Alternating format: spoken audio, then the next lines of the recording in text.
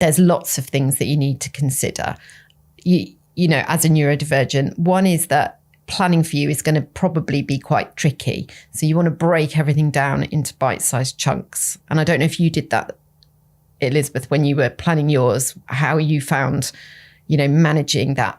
You know, it's a big project, isn't it? It is a big project. And I think for me, just isolating the key bugbears in the house were the way to kind of address it. And then, one section at a time, overcoming each of those kind of elements and problems and introducing things to overcome it.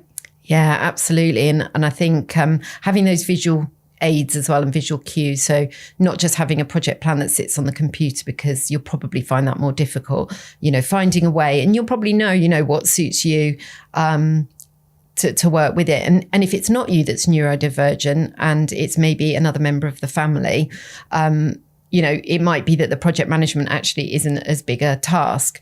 But I think if you have, if you're the neurodivergent person, it might be worth thinking about someone else doing the project planning for you.